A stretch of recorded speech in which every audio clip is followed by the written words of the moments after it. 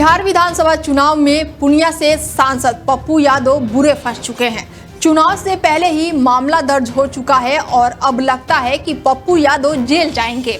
बता दें कि बिहार विधानसभा चुनाव की तारीखों की घोषणा के साथ ही प्रदेश में आचार संहिता लागू हो चुकी है और आचार संहिता में लागू होते ही सरकारी घोषणाएं, योजनाओं के शिलान्यास या फिर नेताओं के द्वारा पैसे रुपए के वितरण पर भी रोक लग जाती है।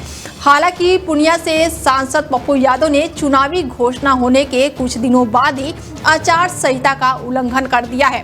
पूर्णिया सांसद पर चुनाव आयोग ने आचार संहिता मामले में केस दर्ज कर लिया है और चुनाव से pहले ही पप्पू यादव को अब बड़ा झटका लग सकता है।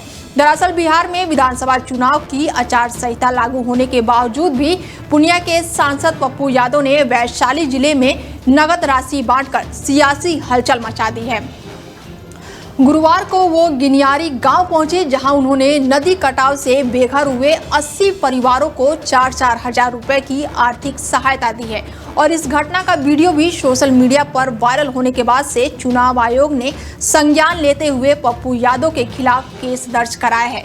चुनाव आयोग के दिशा निर्देशों के अनुसार आचार संहिता लागू रहने के दौरान कोई भी जनप्रतिनिधि या फिर राजनीतिक व्यक्ति सार्वजनिक रूप से नगद राशि, उपहार या फिर आर्थिक सहायता नहीं दे सकता है, क्योंकि इसे मतदाताओं को प्रभावित करने की कोशिश माना जाता है। आयोग ने स्पष्ट किया है कि इस तरह की गतिविधियां चुनावी प्रक्रिया की निष्पक्षता पर असर डालती है, इसीलिए इसके खिलाफ कार्रवाई अनिवार्य है।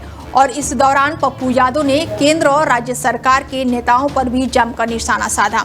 पप्पू यादव ने कहा है कि लोगों के घर नदी में समा रहे हैं, लेकिन स्थानीय नेताओं को कोई भी परवाह नहीं है।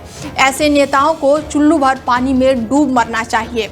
हालांकि प्रशासन ने भी इन लोगों को मरने के लिए छोड़ दिया है, लेकिन मुझे फर्क पड़ता है, इसीलिए मैं यहाँ आया हूँ।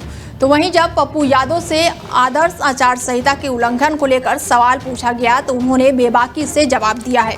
उन्होंने कहा है कि मुझे आचार संहिता की परवाह नहीं है, जो लोग बेघर हो गए हैं उन्हें देखने वाला कोई नहीं है।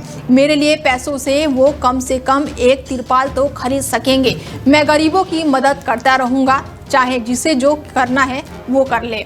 तो वहीं अब पप्पू यादव पर चुनाव आयोग ने मामला दर्ज कर लिया है और अब देखना होगा कि आगामी विधानसभा चुनाव में पप्पू यादव पर इसका क्या असर देखने को मिलेगा। फिलहाल इस खास पेशकश में मेरे साथ इतना ही। बने रहिए आप हमारे साथ और देखते रहिए Daily 24 भारत। नमस्कार।